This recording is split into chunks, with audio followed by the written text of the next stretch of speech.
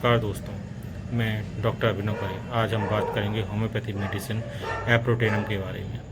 यदि आपके घर में छोटे बच्चे हैं, उनको सूखा रोग हो गया है या वो बहुत ही ज़्यादा दुबले पतले हैं, मोटे नहीं हो रहे हैं, उनकी हेल्थ नहीं बन रही है, ऐसे बच्चे खाना पीना तो अच्छे से खाते हैं, लेकिन उनके जो लोअर एक्सट्रीमिटी यानी कि पैर जो होते हैं, कमर के नीचे का हिस्सा होता है, कमर के नीचे का जो हिस्सा होता है वो कमज़ोर हो जाता है, उसमें सूखापन देखने को मिलता है। उनकी स्किन फ्लैबी होती है और उस जॉइंट्स होते हैं वहाँ पे उनकी स्किन लटकती हुई सी दिखाई देती है।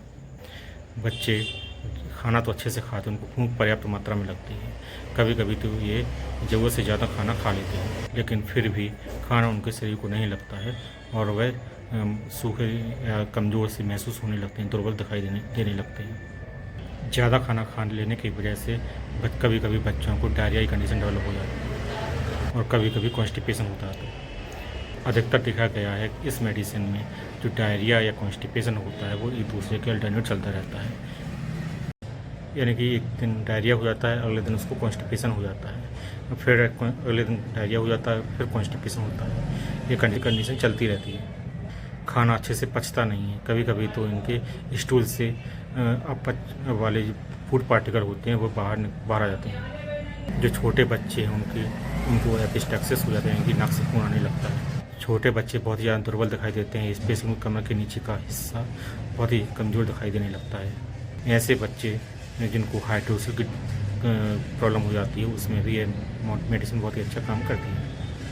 उसकी जो लोअर एक्सट्रीमिटी होती है बहुत ही ज़्यादा कमज़ोर होती है, हाथ पैर उसे काँपते रहते हैं और नंबनेस सी रहती है, सुन्नपन रहती है।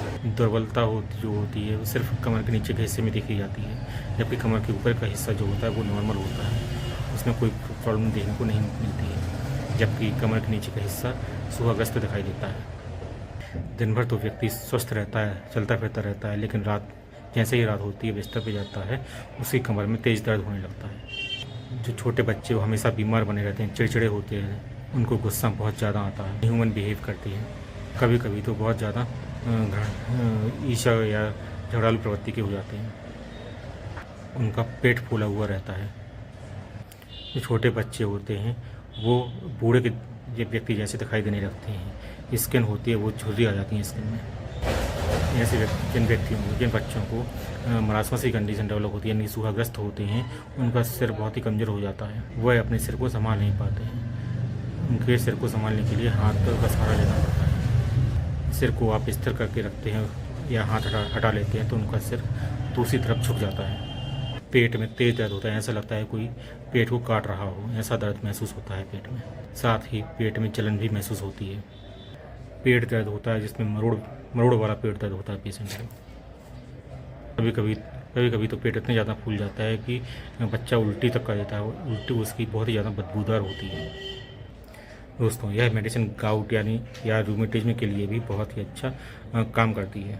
यदि आपके जॉइंट्स में, हाथ के पैर के जॉइंट्स में बहुत ज़्यादा दर्द होता है, तेज़ दर्द होता है, साथ में स्वेलिंग रहती है, इसमें दर्द होने के साथ साथ उसको अचानक से डायरिया डेवलप हो जाता है, डायरिया होने लगता है और डायरिया के साथ में कॉन्स्टिपेशन अल्टरनेट होता है इस पेशेंट को, जिसकी वजह से लंबे समय तक कॉन्स्टिपेशन रहने की वजह से उसको पाइल्स की प्रॉब्लम डेवलप हो जाती है और कभी कभी तो डिसेंट्री हो जाती है। पाइल्स के साथ में डिसेंट्री देखने को मिलती है। थोड़ी सी बीमारी के बाद इसके मरीज को बहुत ही ज़्यादा कमज़ोरी महसूस होने लगती है। गाउट की कंडीशन में भी यह मेडिसिन बहुत ही ज़्यादा उपयोगी साबित होती है। जॉइंट्स में कड़ापन रहता है, सूजन रहती है, उसको ऐसी सेंसेशन होती है कि कोई उसके जॉइंट्स को दबा रहा हो, पकड़े हुए हो।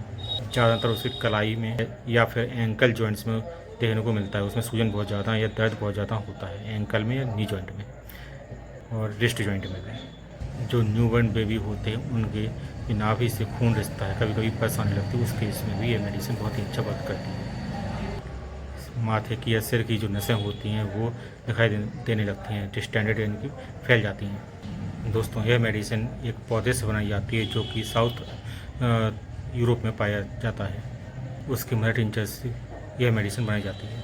इस मेडिसिन का ज़्यादातर यूज हम गाउट या रूमेटिज्म के केस में करते हैं या फिर उन छोटे बच्चों के केस में करते हैं जिनको हाइड्रोसिल हो गया हो या फिर जो छोटे बच्चे सूखा रोग से ग्रसित हो।